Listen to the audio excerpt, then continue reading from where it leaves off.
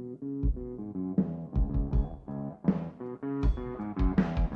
hear a lot of people saying the blues, but I'm gonna tell you what the blues is.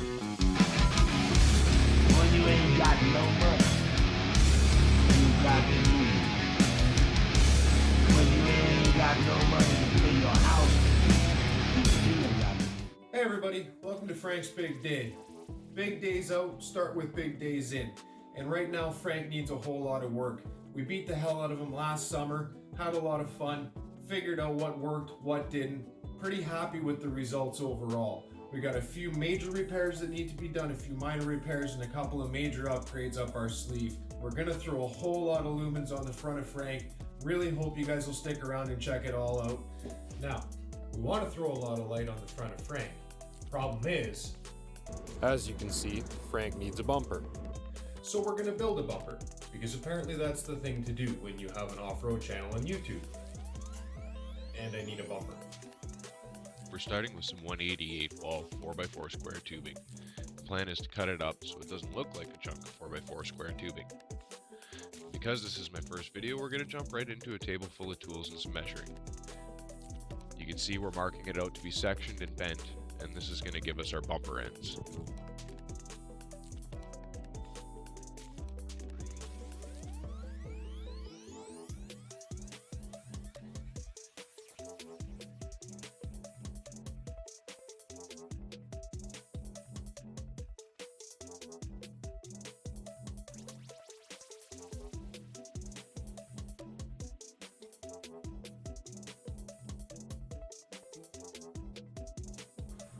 Now with the power of editing, we'll cut this up really quick.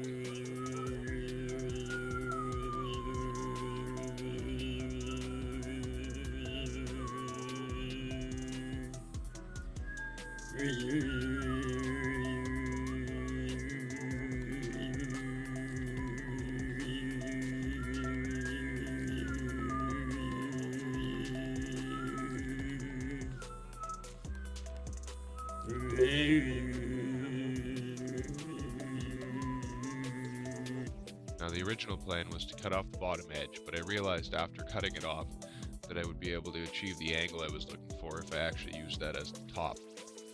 You'll see why as it starts to shape up, but this is going to allow us to slant the bumper backwards as well as get our rake towards the rear.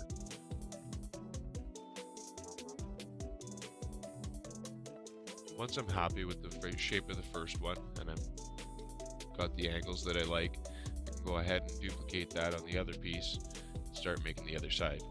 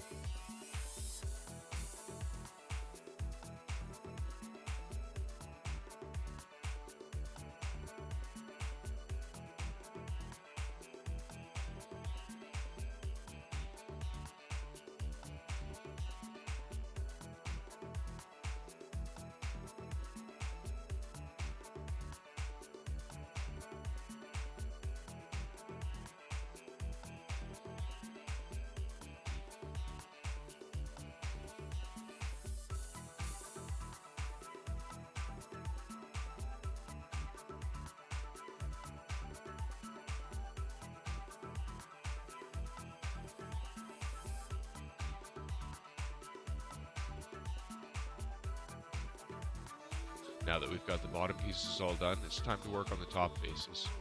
We're going to section up some more of that 4x4 square tube and make our cuts so that we can bend the wings of the bumper backwards. We're going to try and keep that rolled factory edge of the 4x4 square tubing because it's going to make it look a little less homemade when everything is all said and done. We're going to put about a 1-inch face across the leading edge, and then it'll slope down from there.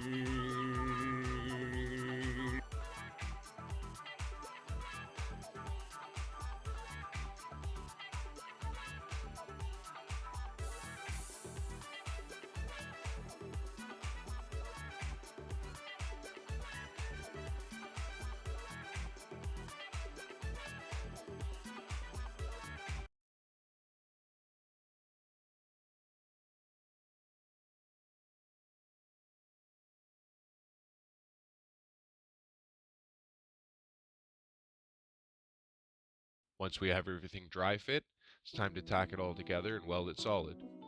Who doesn't like a little welding montage?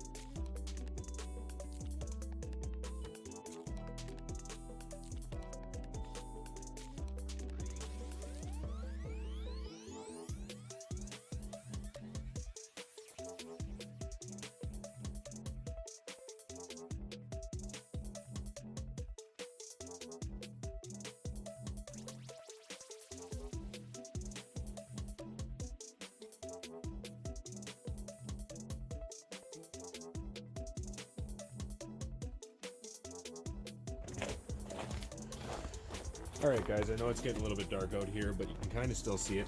I'm just too excited to not come on and check this out and show it with you. Now I gotta trim that inside edge up obviously, but you can see the general effect we're going for here. And I think it's gonna turn out absolutely perfect with how we're hoping. Exactly how we're envisioning it.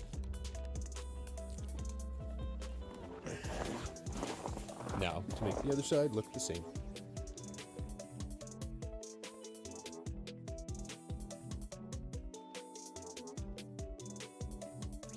And once it's all welded up, we can grind it back. We'll cap the end off and finish it all up, and then go ahead and make the mirror image.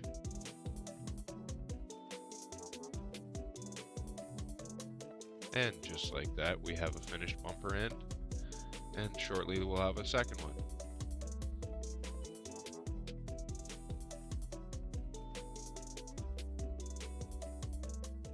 Alright, that's going to about wrap it up for this week. Now that we've got both sides of the bumper finished up, we're going to just put those on hold and wait until we get our light bar in so that we can build that center section and make sure that the light bar fits in behind it, both in depth and when we cut our opening so that it fits nicely inside of there as well. If you guys enjoyed everything so far, please like, subscribe, comment down below.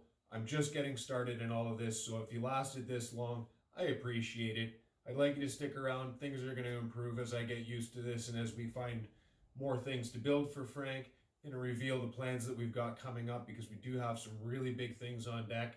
I'm excited to show you guys. Really hope you'll come along for the ride.